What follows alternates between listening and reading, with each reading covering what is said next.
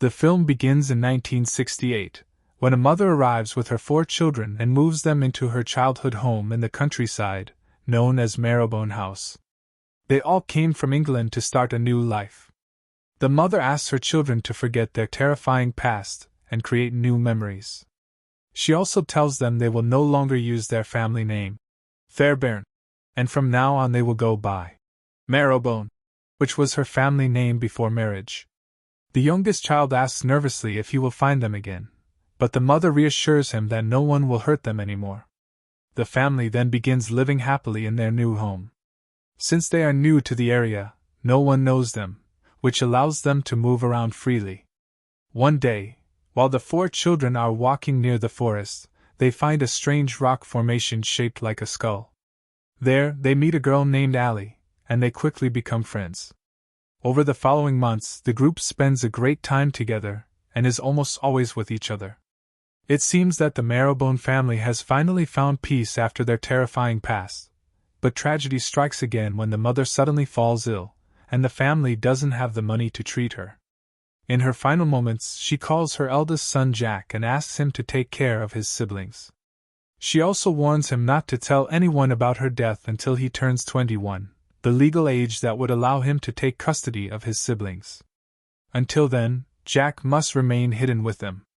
She also directs him to a secret box hidden in the closet. When Jack opens it, he is shocked to find a large amount of money left by their father. Shortly after, she takes her last breath. Jack calls his siblings into the room and reads them their mother's final letter, in which she asks them to stay together no matter what. Jack is the oldest, followed by Billy, then Jane, and finally the youngest, Sam. He makes them swear they will never separate. They bury their mother and begin living in secret in Marrowbone House without anyone knowing. One day, while Jane is sitting in her room, a gunshot shatters her window. She sees a man holding a rifle, which terrifies her, and she immediately calls for Jack. The film then jumps forward 6 months, and it appears that the siblings have moved past the incident. They have also covered all the mirrors in the house to protect themselves from a ghost believed to live upstairs. Even though they think it's gone, they don't want to take any risks, so they keep the mirrors covered. Jack often tries to go upstairs to investigate, but every time he gets a severe headache that forces him to turn back. Among all the siblings, Jack is the only one who can leave the house to get supplies. One day, he goes to a pharmacy in a nearby town to get medicine for his mother, which shows that he is still hiding her death. We also notice a wound on his head, but we don't know how he got it. Later, he goes to the local library, where Allie works as a librarian, and it becomes clear that they have feelings for each other. Allie helps Jack get books so his younger brother Sam can study at home. Their conversation is interrupted when the town's lawyer, Porter, suddenly arrives. It turns out he has a one-sided crush on Allie and visits her often. When he sees Jack alone with her, he becomes very jealous. Porter tells Jack that he is responsible for the Marrowbone property, and that he will visit their house the next day to collect the transfer fees and get their mother's signature, which would officially put the house in their name. Jack tries to convince him that his mother is very sick and offers to take the documents home and return them the next day, but Porter insists on visiting the house himself to verify the signature. He also mentions that the transfer fee is $200. When Jack returns home, he anxiously tells his siblings that if the lawyer finds out their mother is dead, they will be separated, and they also don't have the money to pay the fee. They consider using the money their mother left them, but Jane strongly refuses, reminding Jack of his promise not to touch that money and calling it cursed money from their father. However, Jack realizes there is no other choice. Since they had hidden the box in the forest, Jack asks Billy to retrieve it. Billy goes to a remote spot near the shore, finds a narrow cave, and locates the box, bringing it back quickly. The siblings open it, and find a large amount of money inside. The boys are happy, but Jane remains upset because they broke their promise. The next morning, the siblings start fixing up the house to make it look like a normal family is living there. Jane is assigned to practice copying their mother's signature, and she spends hours working on it. Jack also enters his mother's room to gather some of her belongings and prevents Sam from going inside. Soon after, Porter arrives at the house, and Jack welcomes him. He gives him an envelope containing $200, which the lawyer happily accepts, especially since it's more than the required amount. Jack then tells him that his mother is very ill and cannot meet anyone, asking him to hand over the documents, so he can take them upstairs for her to sign. Porter hesitates but eventually agrees and gives him the papers. Jack rushes to his mother's room, while Jane becomes even more nervous when she realizes she has to sign 2 documents instead of 1. Meanwhile, Porter starts walking around the house and notices a covered mirror near the stairs. He removes the cloth and slowly heads toward the mother's room. Jack hears him and urges Jane to hurry. Fortunately, they manage to finish the signatures just before the lawyer discovers their deception. Porter signs the papers, and the property is officially transferred to their name. Before leaving, he mentions their father's dark past, suggesting that he knows the full history of the Marrowbone family. That night, the siblings celebrate their success by playing a pirate-themed board game. In a moment of excitement, Billy threw himself onto the floor and ended up falling into another room. Meanwhile, little Sam went to check what was going on and slowly walked toward the darkness. But when he reached the stairs, the cloth covering the mirror next to them suddenly fell to the ground, which terrified him, and he immediately screamed that the ghost had come back. Jack rushed back to the hiding place inside the house, while the other 3 waited nervously. He went to cover the mirror, climbed the stairs, and somehow managed to handle it before coming back down. But when he looked through a hole in the ceiling, he saw nothing but darkness. Suddenly, something grabbed his arm and pulled him inside toward the upstairs room.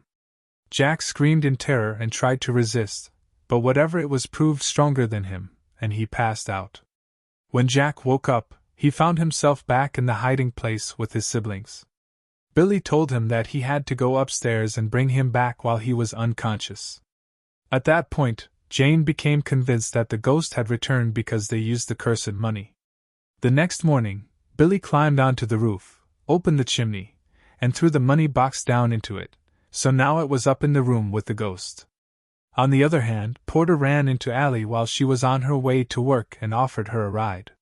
She tried to refuse at first, but eventually agreed after he insisted. On the way, Porter brought up the Marrowbone siblings and expressed concern about them living alone and staying isolated from the community. He even pointed out that little Sam doesn't go to school. Allie explained that Sam is being homeschooled and that she reviews his notes every month and keeps track of his progress. Porter also emphasized that their isolation is because of their father. Allie already knew he had been cruel to them, but Porter made it clear that cruel was an understatement. That night, Jack took Sam to the window and showed him how to communicate with Allie using Morse code, using a flashlight to send messages. The 2 were happy as they talked that way. The next morning, we see Jack and Allie spending a romantic moment by the beach. She asked him more about his father, and Jack was clearly uncomfortable, but he said his father was a terrible man who did unspeakable things and was the reason they came to America. From a distance, Allie then asked if his father was still in England, but Jack told her that he was dead and could no longer hurt the family again. The 2 started growing closer, but unfortunately, Porter saw them from afar and was filled with jealousy. When Jack got back home, Billy confronted him, saying he was tired of living like a prisoner while Jack could go out freely. They had agreed that Jack would only leave in emergencies, but now he was secretly meeting Allie behind their backs. The argument escalated, and Jack suddenly became weak. Later that night, while Jack was taking a shower, Sam stole his keys and sneaked into their deceased mother's room, where all the mirrors were covered. He missed her deeply, which made him break his promise not to enter the room. He tried to close the window curtains, but the cloth covering the wardrobe mirror suddenly fell, and he came face to face with the ghost in the mirror. Jack later woke up and found his siblings in a distressed state. Jane told him that Sam had gone into their mother's room and seen the ghost. At that moment, the truth is revealed. The ghost they'd been talking about is actually their father, who came all the way from England to kill them.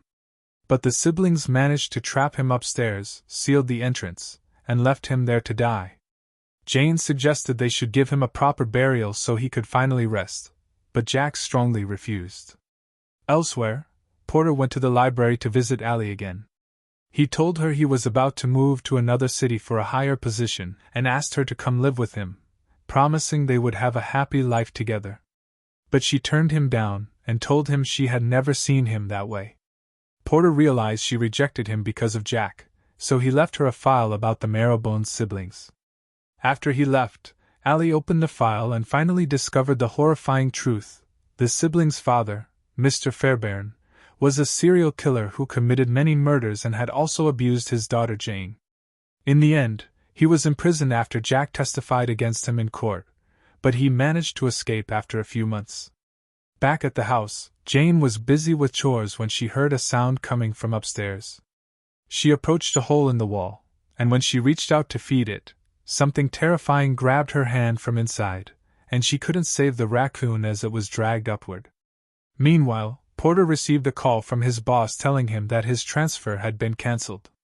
Instead, they wanted him to become a partner by buying 10% of the shares, which required $5,000, money he didn't have. After the call, he flew into a rage and started smashing things around him. During that moment, he noticed a newspaper article stating that the $100,000 stolen by Fairbairn was still missing. Porter realized the money must be with the siblings. He then went to their house and confronted Jack, telling him he knew about the forgery and threatening to expose them unless Jack gave him the $100,000. After he left, Jack went back inside and found his siblings waiting anxiously.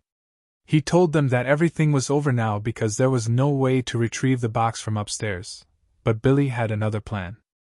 At night, while everyone was asleep, Billy went up to the roof, opened the chimney, tied a rope around himself, and slowly lowered himself down. When he got there, he lit a match to see around him and was shocked to find half-eaten animals and a pool of water. Eventually, he found the box of money and started moving, but suddenly he heard a noise, and a terrifying figure appeared from the darkness. It was their father, who had somehow managed to stay alive. Billy panicked and started climbing the rope as fast as he could, but his father grabbed it from below, causing Billy to lose control and get tangled. The money box fell again, but luckily Billy managed to cut the rope with a knife and climb back up to the roof. The next morning, Jack woke up on the floor, in pain and confused. He found Billy badly injured, and Billy told him he had gone up to get the money but failed, and the shocking part was that he had seen their father, who was still alive. The old man had survived by collecting rainwater and feeding on rodents. When Jack heard this, he became extremely shaken, collapsed, and started having a seizure. Jane managed to calm him down, but she knew his condition was getting dangerous, so she suggested telling Allie the whole truth, since she was the only one who could help him.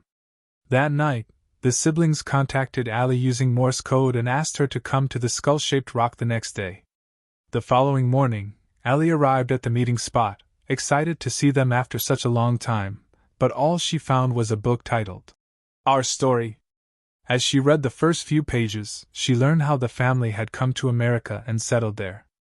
At the same time, Porter arrived at Marrowbone House to collect his money, but he found no one there, not even Jack, and the place felt eerie.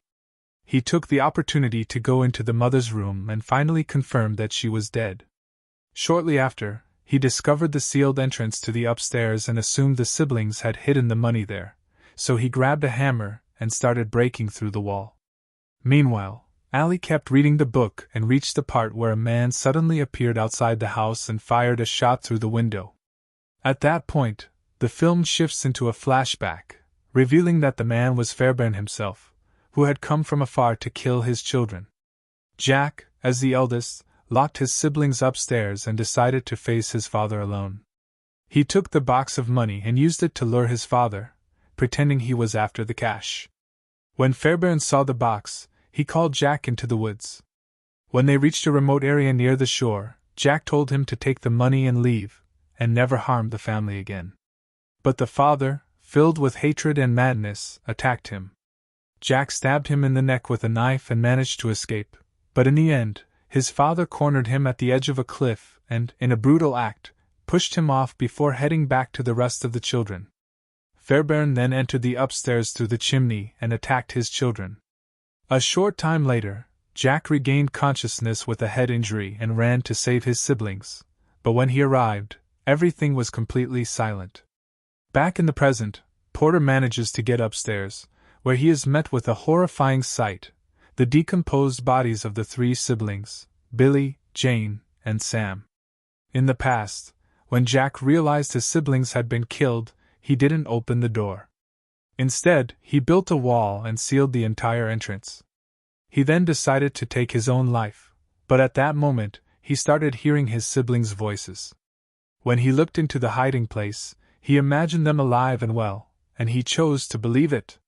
From that point on, Jack covered all the mirrors so he wouldn't have to face the fact that he was alone. Over time, his siblings became alternate personalities inside his mind. That's why Porter never saw anyone else in the house. Jack was the only one actually there. Allie, devastated after discovering the painful truth about the marrowbone siblings, ran to the house and found Jack inside the hiding place, completely immersed in conversations with his imagined siblings. She tried to snap him out of it, but he refused to believe they were dead and told her to leave. As she was leaving, she noticed the broken entrance to the upstairs and went in. There, she was horrified to find the decomposing bodies of the siblings, along with Porter, who was severely injured in the neck. At that moment, she realized she wasn't alone in the room, but before she could escape, Fairbairn shut the door. He was starving after living trapped there for so long, and he confronted her. Allie called out to Jack, but he didn't respond, so she started calling the names of his siblings, his alternate personalities, instead. The plan worked. Billy, inside Jack, responded and decided to help her. Fairbairn attacked Allie and nearly strangled her to death, but Jack arrived just in time and, with a single gunshot, ended the nightmare. The film then jumps forward a few months, where we learn that Allie chose to stay with Jack to take care of him.